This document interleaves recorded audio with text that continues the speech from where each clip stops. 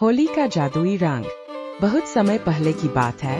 आनंदपुर नामक एक छोटे से गांव में एक शरारती लड़का रहता था जिसका नाम गोलू था।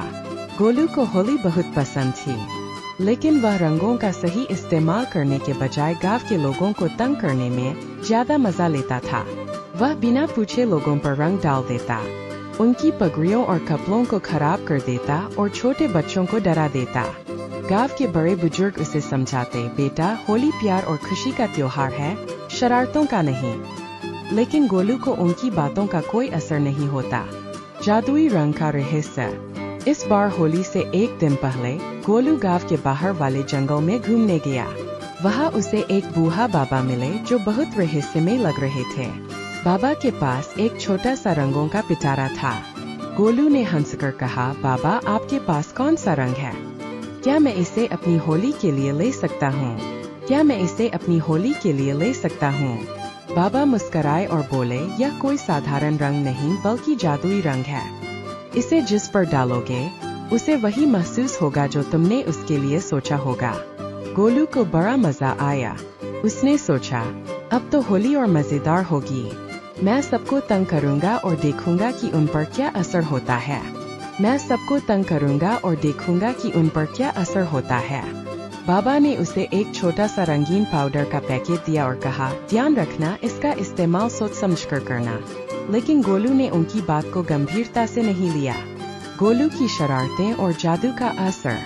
अगले दिन होली का त्योहार आ गया। गांव में ढोलंगारे बज रहे थे। बच्चे और बड़े सभी रंगों में सराबोर होकर नाच गा रहे थे।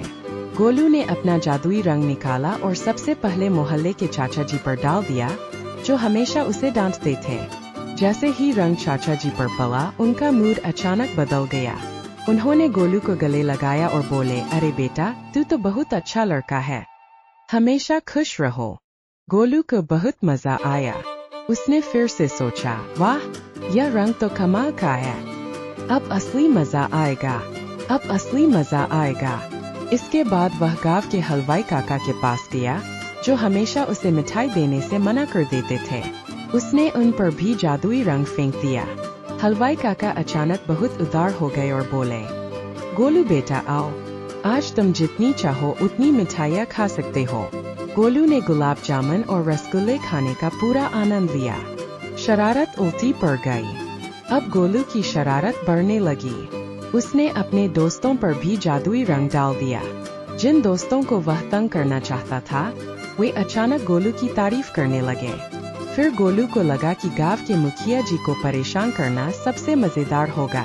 वह दौड़कर उनके पास गया और उन पर जादुई रंग फेंक दिया। लेकिन जैसे ही रंग उनके ऊपर गिरा, वे बहुत गंभीर हो गए और बोले, गोलू, तुम बहुत अच्छे और समझदार हो। तुम्हें अब अपनी शरारतें छोड़ देनी चाहिए और गांव की भलाई के लिए कुछ करना चाहिए। तुम्हें अब अपनी शरारतें छोड़ देनी चाहिए और गांव की भलाई के लिए कुछ करना चाहिए। गोलू को यह सुनकर झटका लगा। उसने सोचा कि मुखिया जी नाराज होंगे, लेकिन वे उल्टा उसे सलाह देने लगे। धीरे धीरे गोलू को एहसास होने लगा कि यह जादुई रंग लोगों के दिलों की असली भावना को सामने ला रहा है। जिन लोगों को वह परेशान करता था, वे अब उसे अच्छा और समझदार समझ रहे थे। गोलू का हृदय परिवर्तन। गोलू को समझ में आ गया कि होली केवल शरारतों का नहीं, बल्कि सच्ची दोस्ती और खुशियों का त्योहार है। उसने सोचा, अगर मैं अच्छे काम करूं, तो लोग मुझे सच में पसंद करेंगे, सिर्फ जादुई रंग की वजह से नहीं।